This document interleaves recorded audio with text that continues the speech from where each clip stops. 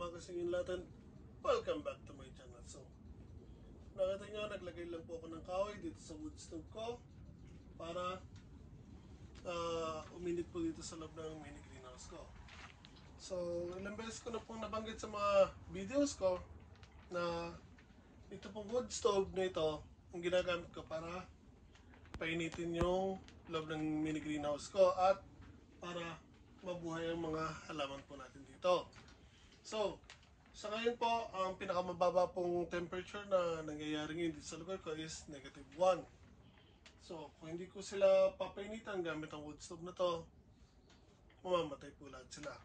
So, as of now, may mga ilang halaman dito na nilagay ko na medyo hindi na nabuhay.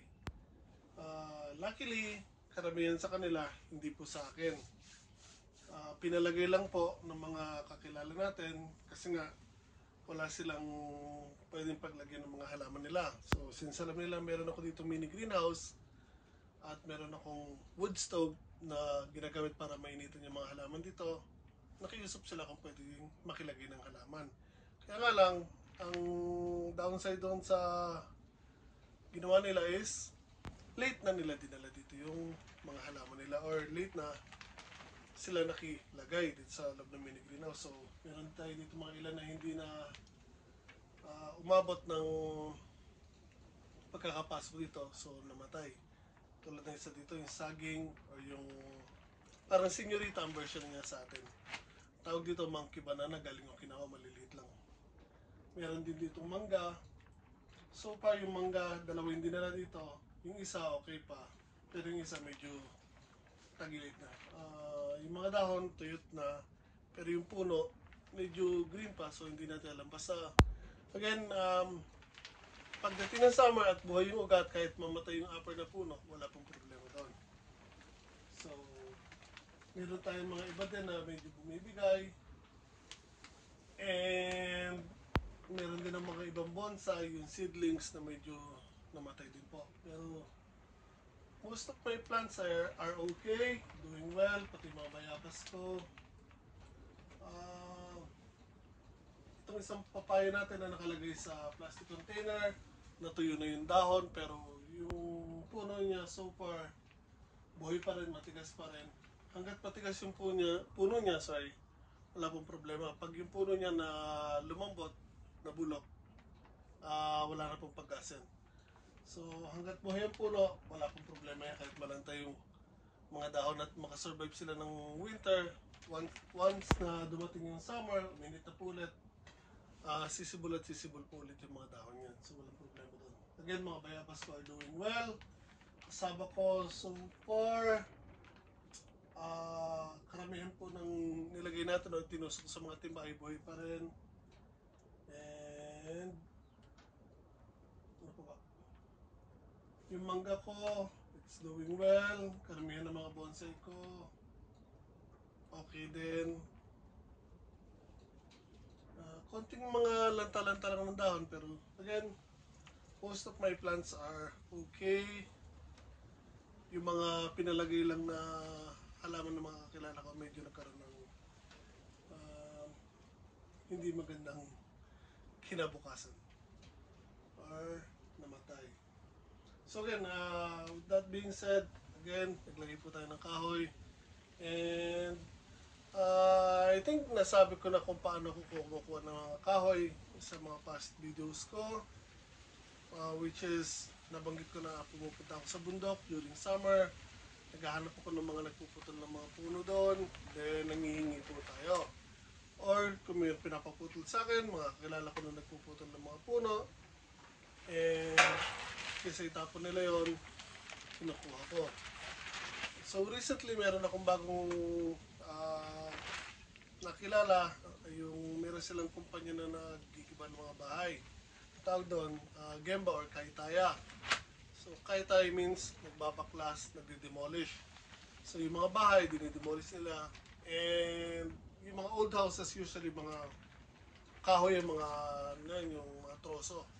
Siding, ceiling, as yung mga frame niya or yung mga main bahay niya is mga kahoy na malalaki. So, Yun po ang kinukuha ko kasi pag tinapon nila yun, sila pa magbabayad. So, luckily, meron tayong kaibigan na may kakilalang ganon. Pinakilala ko and nakipag-usap kami kung pwede kong hingin yung mga kahoy. Kasi nga again, pag tinapon nila yun, magbabayad pa sila. So, kung ako kukuha, malaki tinitipid nila or malaki may titipid nila. So, ilang beses na po ako nakakuha sa kanila ng kahoy. And, iyan po yung mga ginagamit ko ngayon. Mga kahoy na kinuha ko doon sa Kaytaya. So, ito po yung iba. Nalagari ko na, naputol ko na. So, sisibakin na lang yan. So, ito po yung kinuha ko kaninang umaga. Isang truck. So, again, ilang beses na po ako nakakuha sa kanila ng kahoy. So, ito po ang isang kagandahan pag may mini greenhouse ka at gumagamit ka ng wood stove. Kung hindi ka man makakuha ng mga kahoy sa bundok during summertime, kasi ako sobrang naging busy po ako ng summer, wala pa akong time para maghanap or manghingi ng kahoy. Although nakakapag-ikot ako, iba po kasi yung purpose ko pag nag-ikot ako nung summer, naghahanap po tayo agad ng lupa na marerentahan. So hindi ako masyado nakapag ipon ng kahoy or hindi ako nakapanguha ng kahoy. So again, luckily may nakilala tayong Kaytaya or nagigiba ng bahay. So ito po, yung mga pundasyon ng bahay yan, ayun sa mga kisame. Makikita niyo po, yan po ang mga pundasyon ng mga lumang bahay nung mga lumang panahon dito sa Japan. So ito nga, may mga butas-butas dyan. So again, pag tinapon nila, magbabayad pa po sila. So laking tulong po sa kanila na kinuha ko yan. And laking tulong po din sa akin. At may nakuha tayong mga libreng panggatong. So that being said again, tatanggalin ko ng tali nito. Hahatiin ko pa po yan sa gitna kasi pag as is ko siyang gagamitin, hindi sila kakasya sa wood stove ko.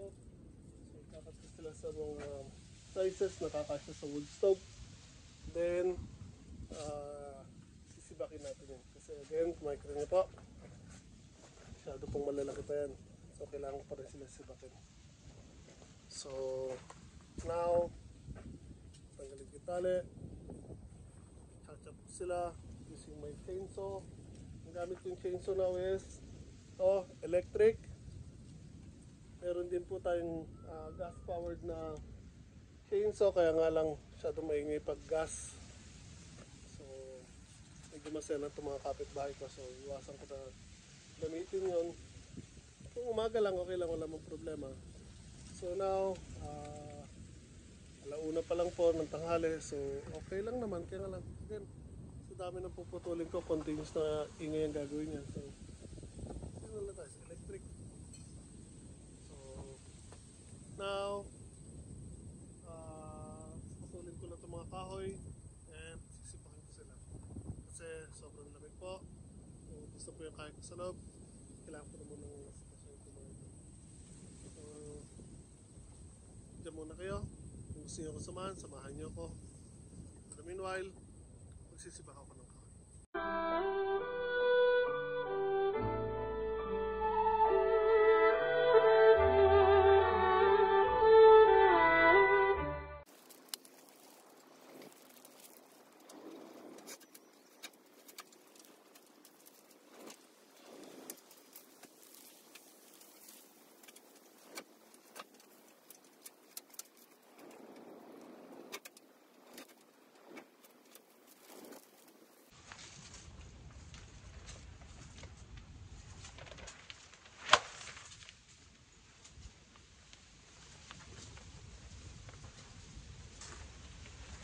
So kung meron kayong mini top dito sa Japan or kahit sa Pinas,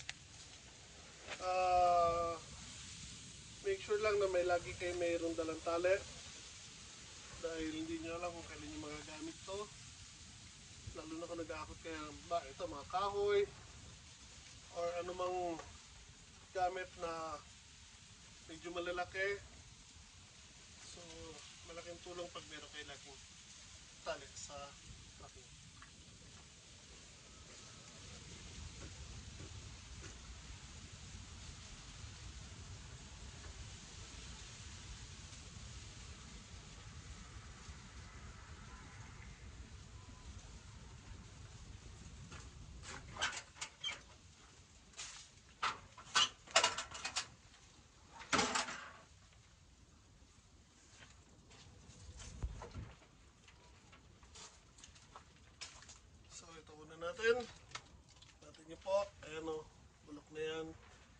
itong side na to, tigas pa naman, so magagamit na po natin yan.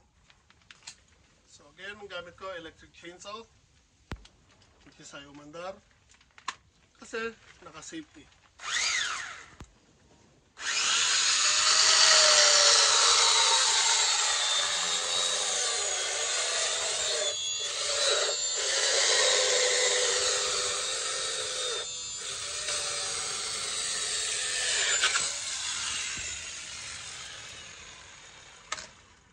So, kahit po mga old na kahoy na po yan, matitigas pa rin po yung mga yan.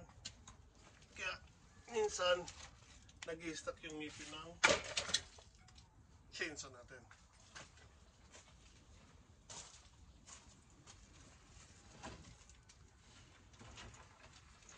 So, ito, maganda to. Medyo malaki po.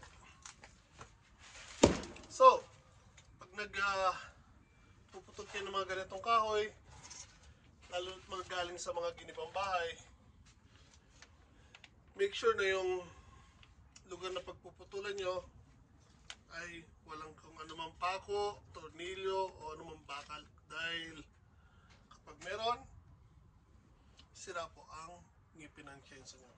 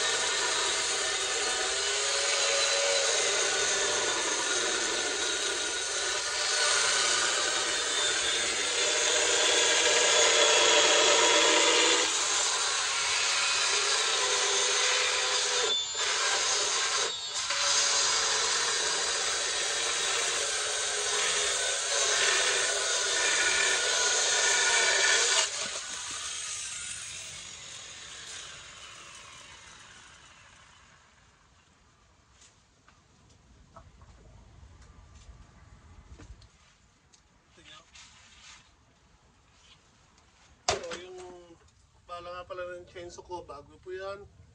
Kasi, again, ilang hawat na po tayo ng kahoy. So, puno yung truck. Puno yung truck ng kahoy.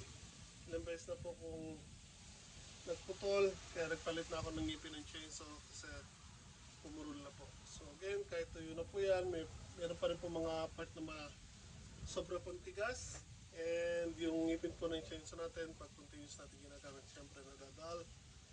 Pero again, yung luma kong ngipin ng chainsaw is sobrang luma na. So ilang beses ko na rin siya naihasa, kaya nga lang sobrang pudpud na po siya.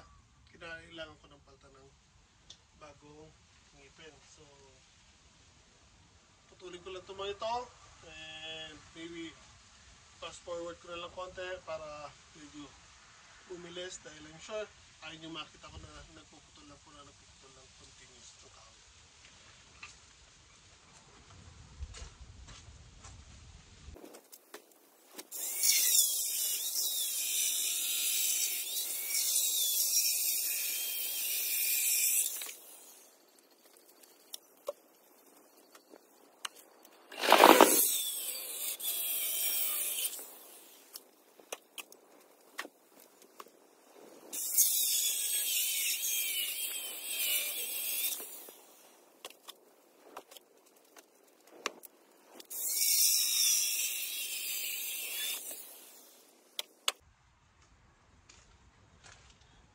Okay guys, so continuous ko lang pong puputulin itong mga ito.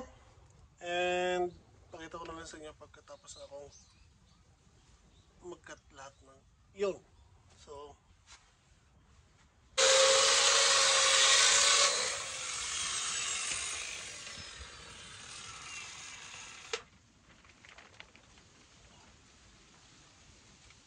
okay guys, so this is the last one. So, nakikita nyo sa likod ng truck ko. Ubus na po yung kahoy. So, ito, nakapile up na po dito sa may side ko. Ipat lang po natin.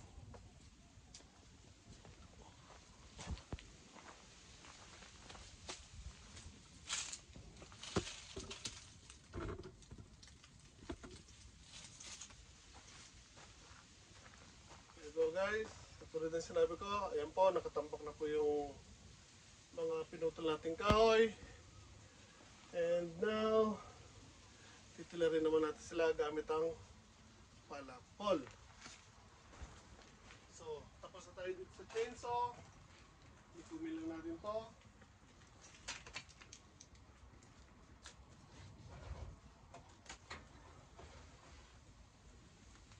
Ikumin natin sa isang side.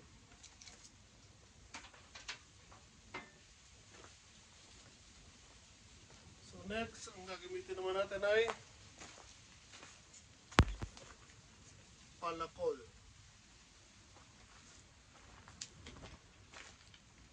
So, pili tayo ng isang maganda-gandang trace. Tingin kita itong pinutol ko kanina na malaki.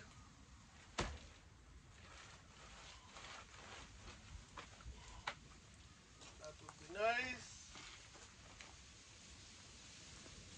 Okay. So, itong kahati niya. Ang una nating tilarin. So again, sa mga first time viewers ko, dito po tayo sa Japan.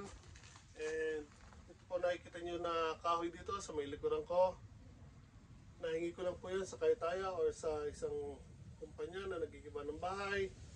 Gagamitin po natin yung panggatong sa loob po ng mini greenhouse ko. I mean, ipanggagatong natin yan sa wood stove ko na nasa loob ng mini greenhouse ko. And sa loob ayan, bulbul na ako. And sa loob po ng mini greenhouse ko, meron po tayo dyang bayabas, puno ng avocado, mangga, meron tayong mini banana. Again, hindi sa akin po yon, sa kakilala po natin. And may mga kamatis tayo, mga bonsais ko, punla ng papunla next year na kamoting kahoy, papaya, mostly mga bonsai ko seedlings and mga tropical fruits or fruit trees na hindi normally mabubuhay dito sa Japan. So, during winter season or pag malamig dito sa Japan, pinapasok ko lahat sila sa loob ng mini greenhouse ko and pinapainitan ko sila gamit ang wood stove ko. So again, ang wood stove ko, usually nangunguha ko ng kahoy o nangihingi ako ng mga kahoy sa bundok during summer. Nag-ikot po ako, naghahanap ako mga nagpuputol ng kahoy and tinatanong ko po kung pwede nila ibigay sa akin yun. So most of the time, pamimigay nila yun. Kasi during summertime, nagki-clearing sila yung mga puno na masyadong magkakadikit. Tatanggalin nila yung mga nasa pagitan para diretso ang pumasok yung sunlight sa loob ng gubat. So kailangan nila maglinis ng mga puno na hindi na kailangan para mapanatiling malusog ang mga puno. So again, once na kinat down nila yon, usually pinamimigay nila yon. Okay lang po hingin yon, bibigyan nila sa inyo yun ng libre. So this summer, hindi po ako nakapag-collecta ng kahoy. Dahil again, busy ako kay ikot, busy ako sa trabaho, and nag-iikot po tayo, naghahanap po tayo ng lupa na marerentahan o maupahan. So two purpose ko, isa para sa taniman kasi nakikita niyo po, during summer, sa mga past videos ko, tatanim po tayo ng iba't ibang klaseng gulay. And habang tumatagal po, yung mga gulay ko po or mga tinatanim ko, kinukulang po sa mga pinagpapasahan ko sa mga umorder natin. So now, kailangan kong medyo mag-expand out ng taniman or magtanim ng maramihan ng konti. Hindi naman ganong kalakihan pa rin. Pero again, yung enough pa rin para masuportahan natin yung mga umorder sa atin. So, last year, kahit pa paano na sustento, ano ba to? Kahit pa paano, napunan ko yung mga orders ko. Pero this year, sadly, ang dami sa mga halaman ko na apektuhan ng sobrang init ng August. So marami sa halaman ko mga namatay. And yung mga in-order sa atin, hindi ako nakapag-provide this year. So sa yote ko, once lang ako nakapitas. So isang kahon na malaki ang nakuha ko at na-dispose ko. And the rest, medyo ganun din, wala po. So next year, hopefully, kung makakakita tayo ng lupa, as soon as possible, makakapag-expand tayo ng pagkakain ng gulay. So, back on our topic, again, ito po kahoy, ginagamit ko para pang painit sa loob ng mini greenhouse ko. So, again, isa pang form to ng para makatipid ka sa paggamit ng source mo, magkaroon ka ng source na papainitin mo ang isang gamit mo dito sa Japan na hindi mo kailangan gumastos ng pera. So again, sa Kaytaya galing po to or sa isang kumpanya na nagigiba ng bahay. Pag sila po nag-dispose ng mga kahoy na to, magbabayad pa po sila. Ganun po dito sa Japan. Pag ikaw po nagtapon ng basura, magbabayad ka po. So malaking tulong po sa kanila na kinuha ko tong kahoy na to kasi hindi na po sila magagastusan. And malaking tulong din po sa akin kasi may nakuha po tayong mga libreng panggatong. So again, now titilarin ko na po to. And then, ipapasok ko na sila sa loob ng mini greenhouse at gagamitin natin panggatong. So, tilad na po tayo.